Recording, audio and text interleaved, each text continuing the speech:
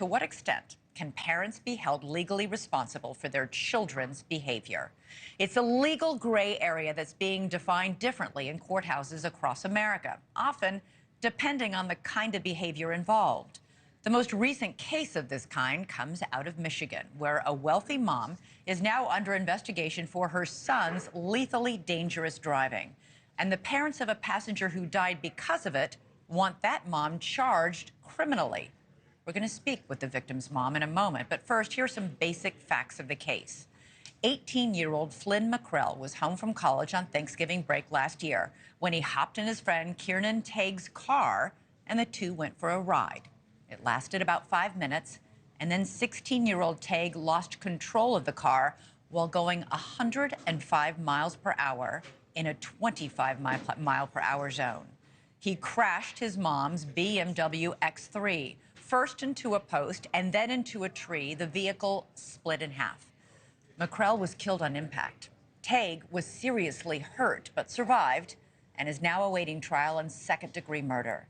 But the police investigation revealed something else, a history of out-of-control behavior by Taig, including assault on his mother, Elizabeth Taig, and text messages between the two months before the crash, in which his mom, who could monitor Taig's driving speed with an app, well, she told her son to, quote, slow the F down.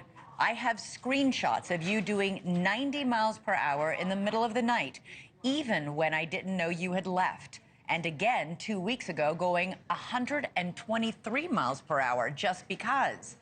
And it scares me to my bone. MacKrell's parents say Taig's actions are akin to the parents of the Oxford, Michigan school shooter Ethan Crumbley's parents. Remember them? They're now serving 10-year prison terms for involuntary manslaughter after separate juries found they could have stopped their son from having access to a gun, but didn't. Crumbley was 15 back in 2021 when he gunned down 4 classmates and wounded 7 others with a handgun his father bought for him. Joining me now is Vanker, Flynn MacKrell's mother. Ann, I have sons Flynn's age, and I can't even fathom what you're going through. I'm so sorry to meet you under these circumstances. You have said this has been a living hell for you, and that you still can't believe Flynn is gone. Thank you. Thank you for having me tonight, representing my family. Yes, every day I wake up basically shocked in disbelief that my son is gone.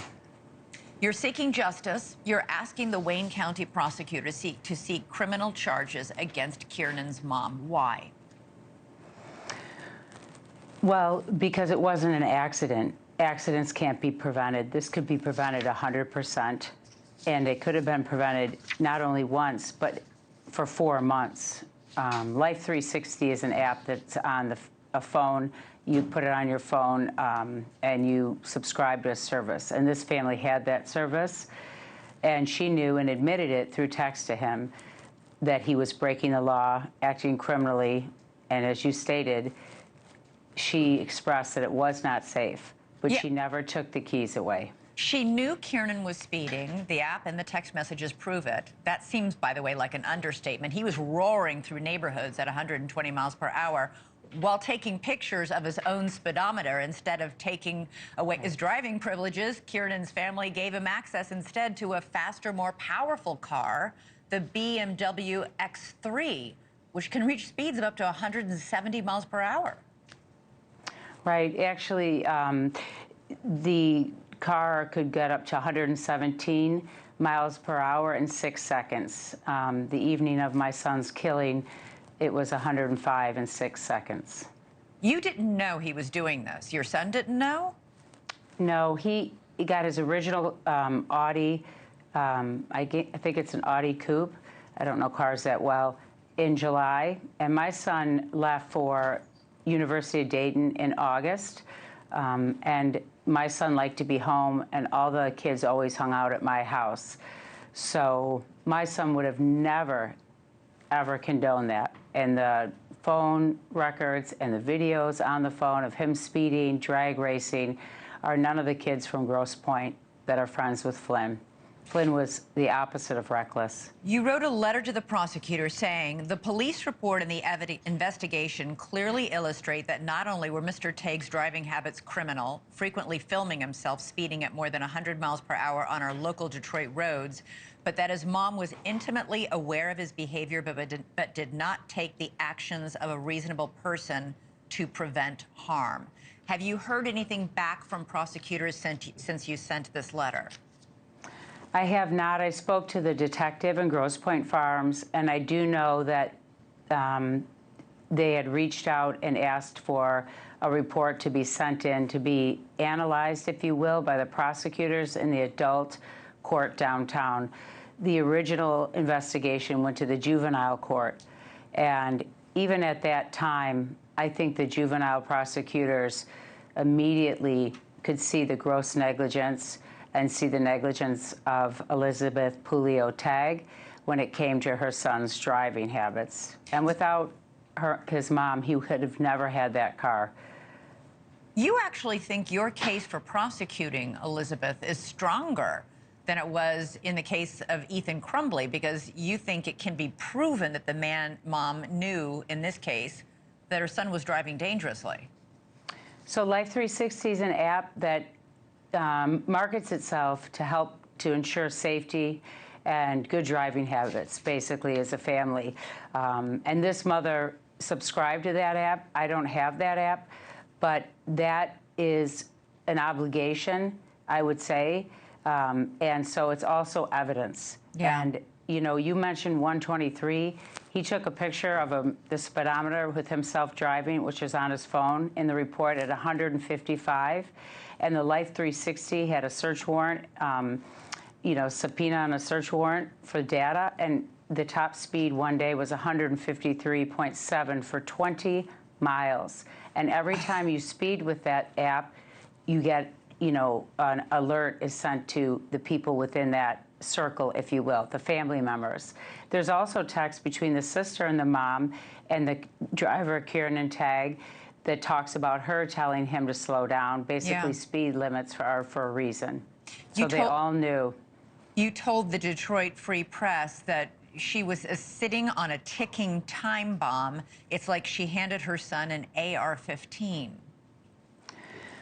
You know, I would liken the Audi to a 9mm and the BMW to an AR-15. And I think it's a miracle that more people weren't killed by him on our roads in Southeast Michigan. Well, at those speeds, I'm kind of shocked that more people weren't killed and that an accident didn't happen sooner. You know, Kieran was a friend of your son's. He spent time at your house. What was he? I mean, you never heard him bragging or talking about this obsession with driving at these recklessly fast speeds?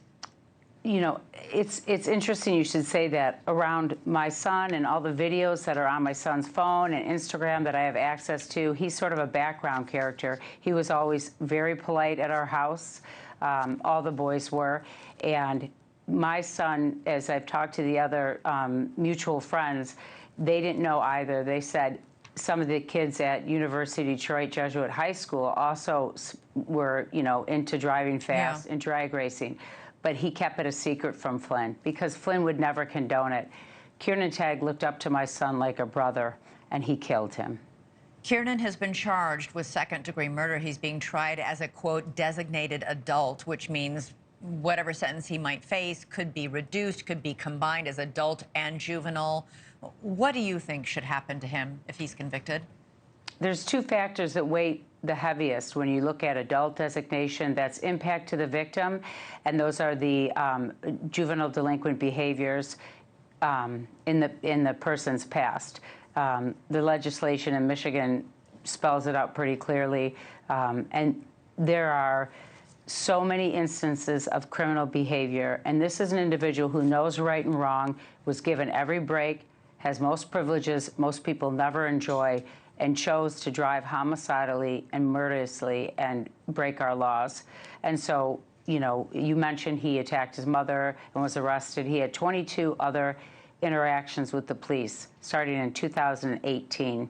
So my feeling is, knowing the law and knowing those two factors being weighted the greatest, this is a person that needs to be taken out of society because he's dangerous And the only way to restore is through punishment if you're that kind of criminal. And Vanker, I can't even begin to tell you how sorry I am for what you and your family are going through, losing Flynn. No parent should go through this. And please keep us posted once you hear back from prosecutors on whether or not they will bring charges against Kiernan's mother as well. Really appreciate it. Thanks for watching. Go to joinnn.com to find NewsNation on your screen. And don't forget to click the red subscribe button below to get more of NewsNation's fact-driven, unbiased coverage.